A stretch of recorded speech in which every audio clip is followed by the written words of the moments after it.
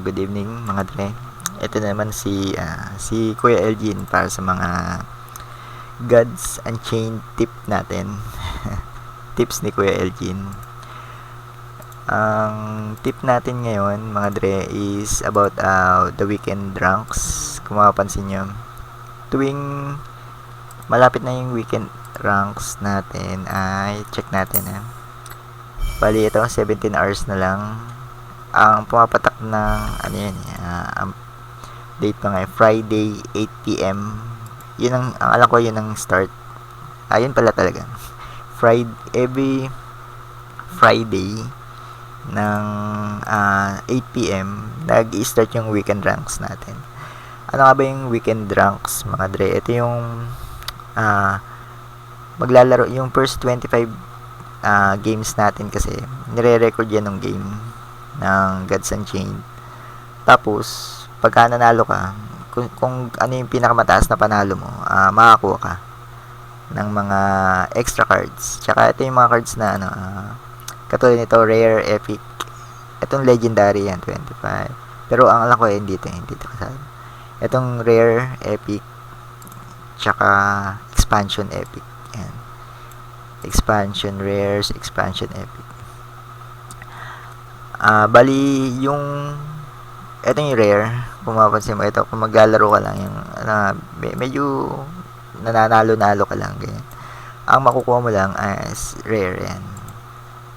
Kasi yung unang tandaan nyo, mula 8 p.m. yung unang laro mo ng 25 umabot ng 3 araw yon mga dre.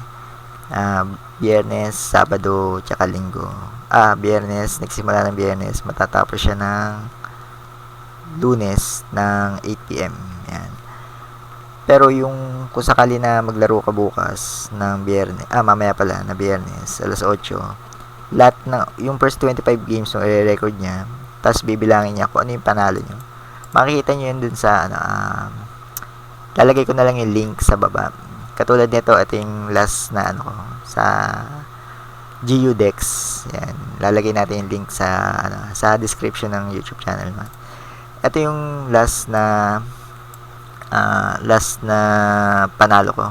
Last weekend ranks. 2 rare tsaka isang epic. New set epic.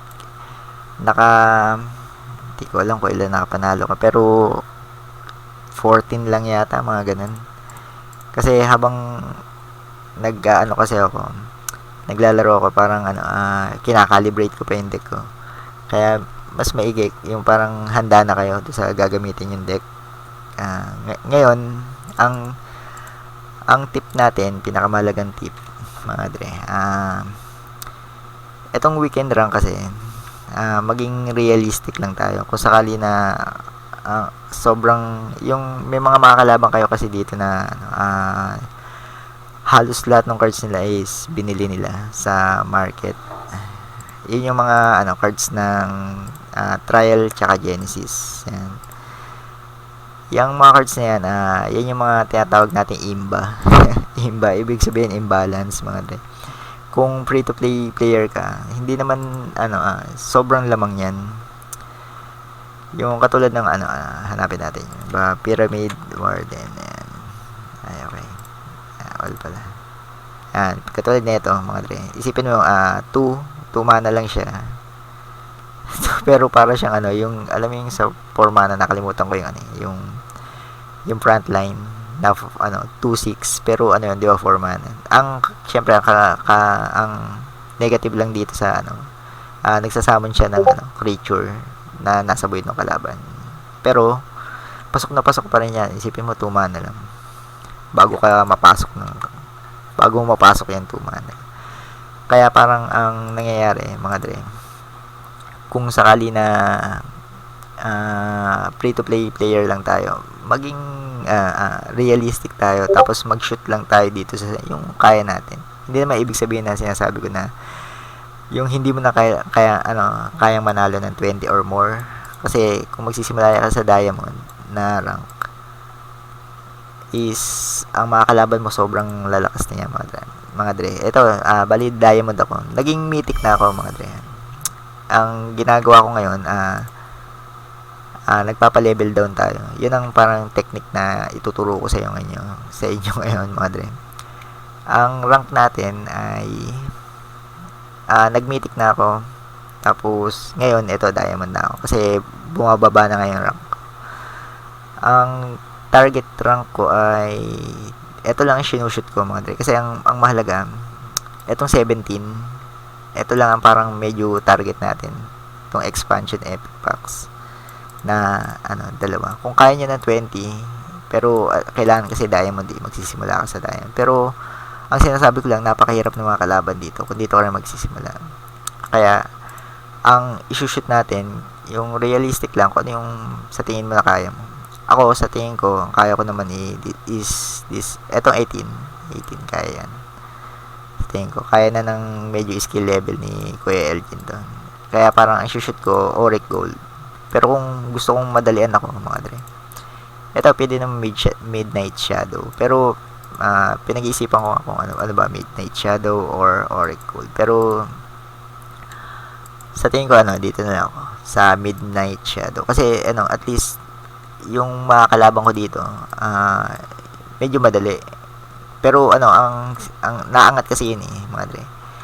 Habang pagpalagay natin nanalo ko ng mga 10 beses na straight, naangat pa rin yung rank mo. Kung magiging kung dito ako nagsimula sa Midnight Shadow, yan, Midnight Shadow, magiging Auric Gold ka pa rin, tapos magiging Solar Gold ka. At least may head start ka na. Ang alam ko parang siguro mga 6 yata, 7 mga ganun, para mag-level up ka. Kaya kung sakali na dito tayo magsimula, pwede naman pa siguro Auric Gold. Tapos pagka nagsud-sud ang panalo, kasi tanda ko nag solar yata ako nun, tapos weekend ranks, nagsud-sud yung panalo ko. Napamitik ako, tapos nung mythic na ako, alam ko unang 5 game ko, ang standing ko ay 1-4, tapos yung sumunod na 15 games, pinanalo ko yun mula dito sa Solar Gold. Tapos weekend ranks, naging mythic ako noong time na yun. Tapos hindi, yung huling 5 labang ko, hindi na ako nanalo. Lahat yun, medyo, bayad na deck na yung kalaban natin. Kaya, sobrang, disadvantage. Pero, ang isushoot ko ngayon, dahil Ethereal Diamond na ako, magpaparank down ako. Kahit, eto lang. Eto ang target ko. Sige, eto na lang. Para na lang yung mapush ko naman yung sarili ko. Pero medyo hindi ko na sinasabi na easy, pero siguro 50-50 chance na ito abutin ko 18. Yan, Auric Gold. Ang rank ko ngayon ay Ethereal Diamond. Nasa nang ito yung rank, Ethereal Diamond. Yan. Tapos kailangan pa ako magpa-rank down ng hanggang Auric time, parang dalawang level yan. Ang nitong mga ito kasi nitong nakaraan ay naging mythic na ako yan, 1461.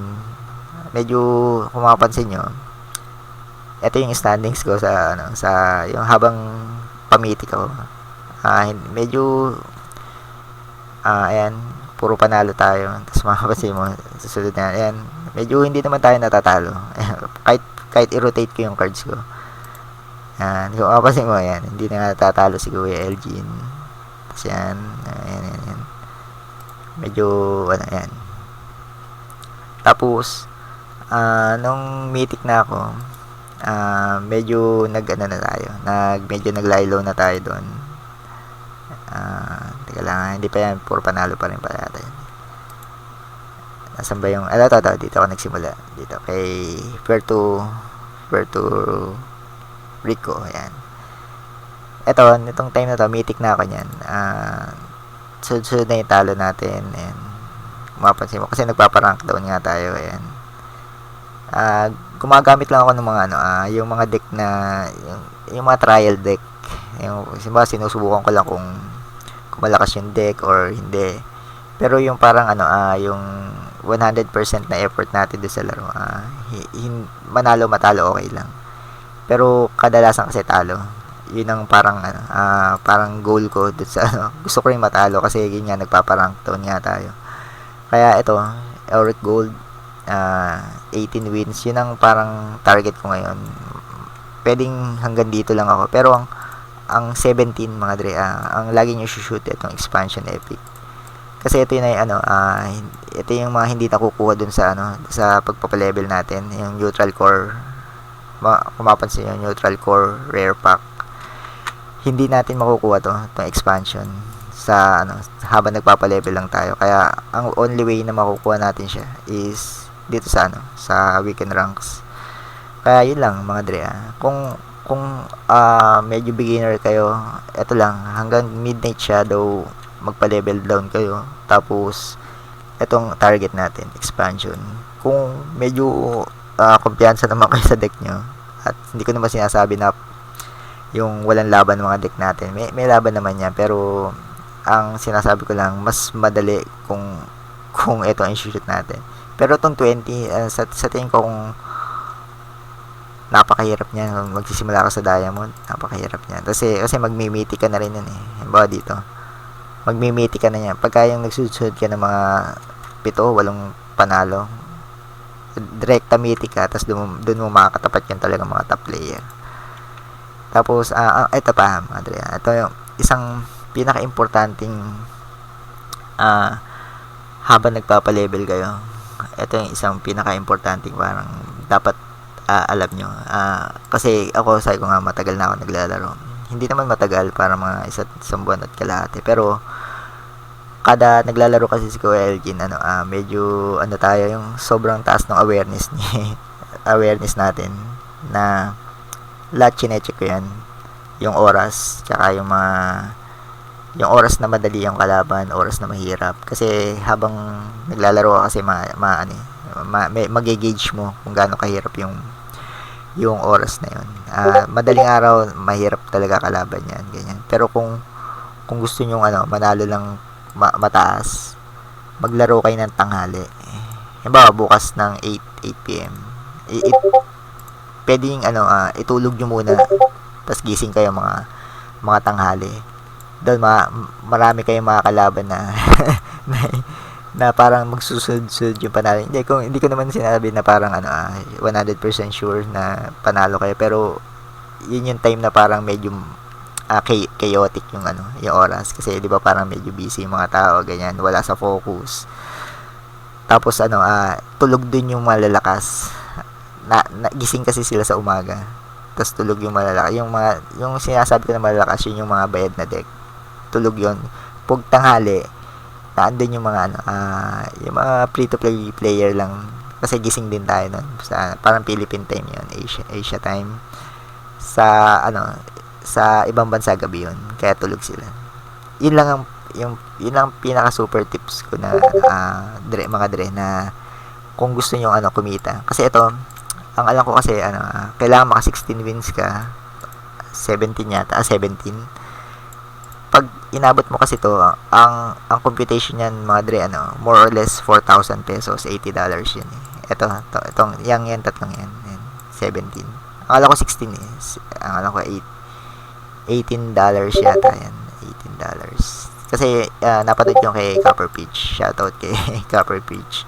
Doon ako medyo sabi ko, parang madali naman laruin siguro to, tapos alam ko naman yung kakayanan ko, kaya siguro isushoot ko na kumita ako ng 4K kada yung pala sarado yung forging, hindi ko naman alam na sarado yung forging, pero yung sa tagal na ng paglalaro natin, in love na tayo sa game, kasi ito yung mga trip kong laro, yung pampatalino, kasi nag-iisip ko ng mga strategy, ganun. Kaya yun, mga dream, level ang natin, level down, shoot mo yung kung ano yung kaya mo lang. Wag tayong medyo malakas. Kung sakali na may deck tayo na parang sure ball, bumili tayo, kaya mo tumapat sa go lang. Pero ang sa akin, maging realistic tayo na ito 17, kasi dito kita ka na 4K na yan mga dre, more or less yung price ng makukuha mo. Pwedeng hindi, pwedeng oo, pero yun lang yung price kasi ng cards. Makita mo ito, Epic, $7, $2. Yan, yung mga ganun. $80 yun, mga dre. Hanggang, ang alam ko, 16. $80 yun. Kaya, hanggang sa muli, mga dre, subscribe lang sa channel ni Kuya Elgin, tsaka yung click lang natin yung notification bell kasi marami pa tayong tips dito at marami pa tayong deck building na gagawin na ipopost sa future. Kaya salamat sa panonood at good luck, have fun.